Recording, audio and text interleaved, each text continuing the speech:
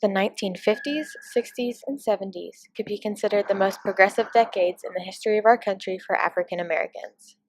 The Civil Rights Movement marked the beginning of a long journey for one of the largest racial minorities in America. This is the journey of justice. This journey begins with Dhoruba bin Wahad. Born Richard Earl Moore in 1944, Dhoruba was a leader of the Black Panther Party in Harlem, New York. The 1993 film, Passin' It On, follows the development of the Black Panthers in Harlem. Wrongfully convicted of shooting 2 police officers, Dhoruba was imprisoned for 19 years before finally being released due to prosecutorial misconduct. Dhoruba's chapter of the Black Panthers grew to be immensely prevalent. His trial opened the eyes of people all across America. Gaining impressive political support, Dhoruba's trial shed light on the social injustices that African Americans face. The societal neglect inflicted on Dhoruba and many others like him invoked an effort to open the eyes of America. Interviews with Dhoruba reveal his empowering and progressive mindset. Watching this documentary provokes action.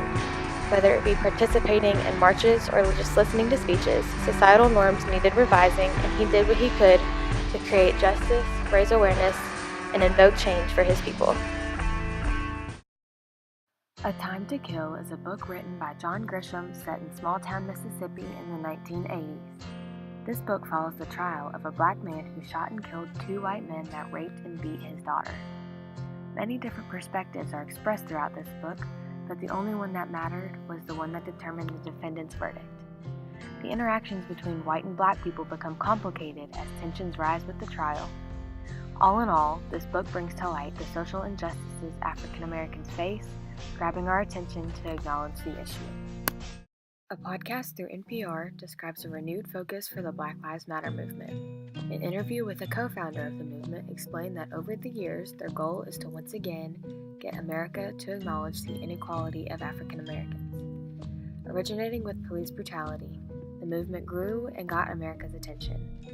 A nationwide cry for help, our country has big improvements to make with regards to race.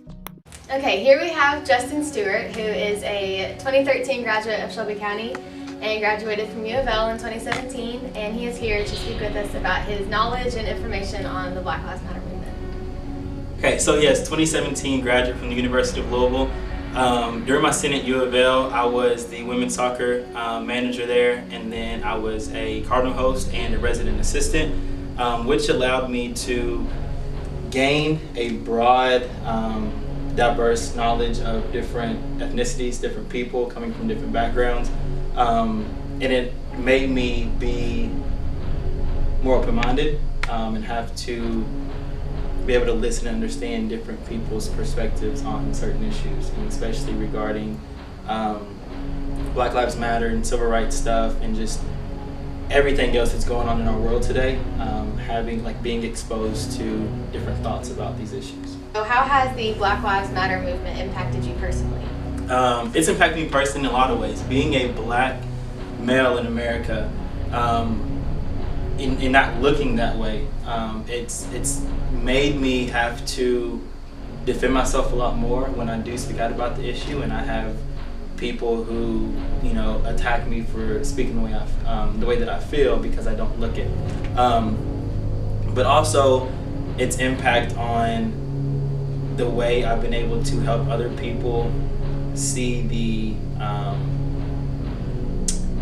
progress and the goal with the movement. It's allowed me to just educate myself more on how I look in this country, right? How I look to certain people in this country and how my community is perceived in this country. So it's opened a lot of eyes for people around me. I grew up in Shelbyville, Kentucky, where the black community isn't overwhelming, right? So I went to school with a lot of, it's a predominantly, white high school where not a lot of black kids go, and that exposure isn't there. So being able to educate people on the movement has been huge for me, and just having to defend myself in regards to the movement has allowed me to grow in so many different ways. Okay, so obviously the Black Lives Matter movement has some goals with regards to police brutality and justice. So what would successful goals look like to you? You're right. The Black Lives Matter movement does have some clear goals.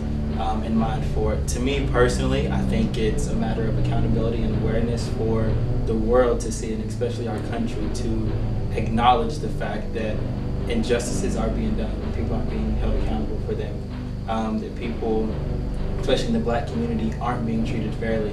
One of the things that go with the movement is initially is to just make noise. If you can remember, I don't know if you can, but if you know anybody that has younger sisters, younger brothers, when they want attention or want to be acknowledged, they are loud, right? They cry, they scream, they want you to acknowledge them. And they continue to do that until they get what they want, right? So within the Black Lives Matter movement, we have continued to scream and yell out and speak out and stand up about these injustices that are done, and we're continuing to do that because we still haven't got what we wanted from it, right? And that's just for people to be held accountable for their actions. When you look at a lot of people will mention black on black crime, and you mention police brutality, and they'll relate the two. Well, the difference for what my experience in the Black Lives Matter movement has been, you're right, there is black on black crime, there is police brutality. The difference, in my opinion, is when there's black on black crime, somebody's held responsible. Right? If you ever watch Cops or Laugh PD, they will look for the murderer, right? Somebody's going to jail. Thus, we lose 2 lives. But when there's police brutality, one is killed, black man is killed, and then nobody's held responsible. So then it's a choice that I make, can a killer be killed, right? So we're not choosing to kill each other because we just hate each other, but it's, I fear for my life the same way you fear not providing for your family. And so now a decision has to be made on I live where you live. And so a goal to me would hopefully just be for people to understand that that's what's happening, and to acknowledge the fact that things just are not fair and they're not equal, and for everybody in this country to come together and find a solution for the problem. If someone were interested in becoming a part of the Black Lives Matter movement, what do they need to do to be involved? There are a lot of things people could do. So one thing you could do is just having conversations with people that you typically wouldn't have a conversation with, right? So different ethnicities, just ask questions, right? There's no shame in not knowing something. So ask questions in regards to the goals or what they really want to do, or even ask them to speak personally on what they want to do within the Black Lives Matter movement. That's one way. Another big way is to get involved in social media, right? With social media age, we can reach out to mayors, to senators, to even the president now, right? So you can get involved in a lot of ways on just speaking out against the injustices that are done, right? So it doesn't have to be so specific to the Black Lives Matter movement, but just speaking out in general will bring awareness and hopefully allow people that are as like-minded as you to open their minds and think more broadly about the subject at hand and why this is happening and why these conversations are being started. So how can you relate the success with the Black Lives Matter movement to success in the civil rights movement? They're very relatable, and there's a lot of success in both. So when you go back and look at the civil rights movement, there was success with getting legislation passed, so voting rights and being able to go to certain restaurants and eat, and kind of having that freedom, right? And so the Black Lives Matter movement is very similar as far as the goals, because in the civil rights movement, people finally acknowledge things are not fair, things are not equal, this is not right. Right, and things are starting to happen like that now, where you have so many different people speaking out, celebrities, especially white, black, Hispanic, different ethnicities, who are now saying we need to do something about this, right? This isn't right. So that's one similarity, is the awareness that's coming from it, right? But another one would be the progress that's being made and the way that progress is happening. And so the way it's happening is that we're still speaking out, the protests are still the same. In so many ways, right? Trying to be peaceful when we protest. And the progress that's coming is that, like I said, people just speaking out and being aware and acknowledging finally that it still isn't fair, it still isn't right 400 years later. And if you just want to go back to the civil rights movement, you're looking at almost 60 years, right? So a lot of things are very similar, and the parallels between the two are the way we protest, how we're protesting, and essentially what we want is just equality. So for people that choose to be involved in the Black Lives Matter movement, what kind of consequences do they face from that choice that they made? There are a ton. There are a ton of consequences. I think before answering that question, it's important to note that if one chooses to speak out about the Black Lives Matter movement and support it, I think it's important to know what you're standing for. So I can only make it this simple in saying that Black Lives Matter movement isn't just saying that Black lives are the only lives that matter, but it's essentially saying Black lives matter too, or Black lives matter just as much as white lives, right, matter. And it's just that for this movement, we just don't feel like our lives seem to matter because of what has been happening, right?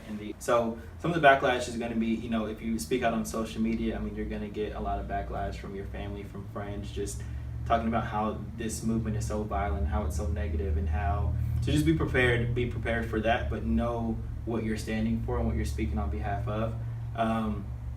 You know, people have lost jobs because of speaking out about, you know, the way they feel, and wanting to be progressive, right, in this country. So just be prepared for all those things, but if you're going to do it, just know what you're standing for and really believe in what you're standing for, so that you don't, at the end of the day, feel bad or have any regret towards standing up and speaking out for this issue. The similarities between the Black Lives Matter movement and the Civil Rights Movement show that they share the same goal. Call it what you want, but this journey for justice won't be over anytime soon until we actually make improvements with the issue at hand.